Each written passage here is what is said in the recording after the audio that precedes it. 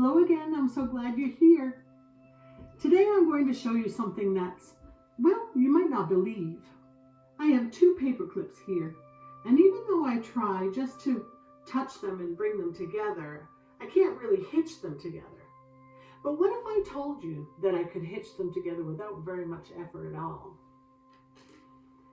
I have a dollar bill and I'm going to fold it in thirds, okay? And then what I'm going to do is take a paper clip and put it on one side, and my other paper clip, put it on the other side, and let's see what happens.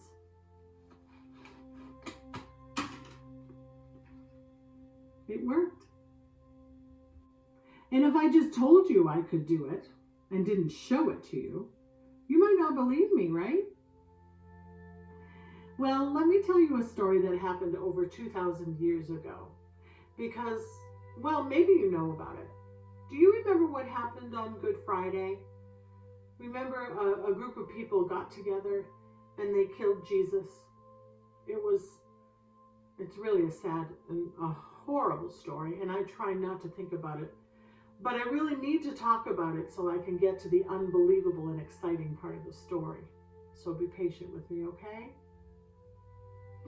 Well, after Jesus died on the cross, they took him down and they put him in a tomb or a grave.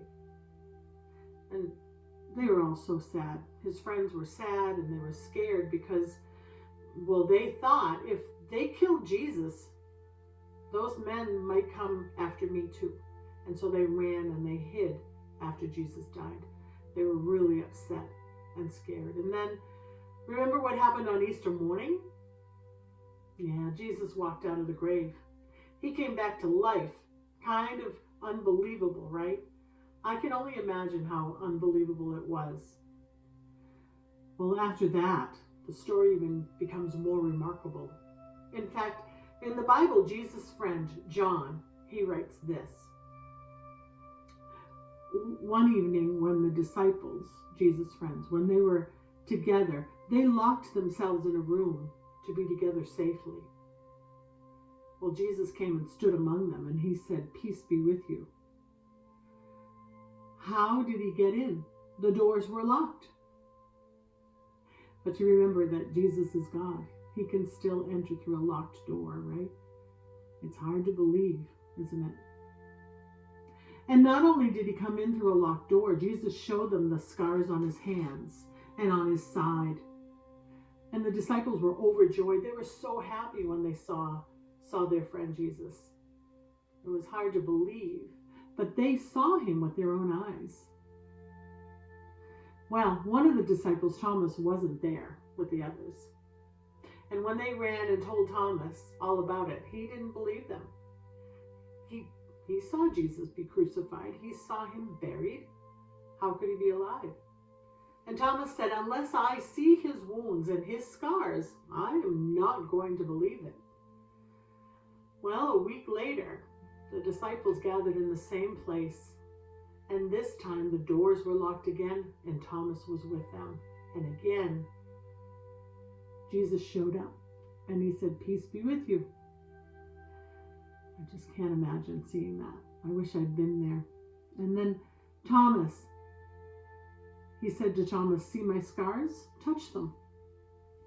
And stop doubting and believe." And finally Thomas said to him, "My Lord, my God." And he bowed at his feet and he believed. And then Jesus told him, "Because you've seen me, you believed. But blessed are those who do not see me and yet believe."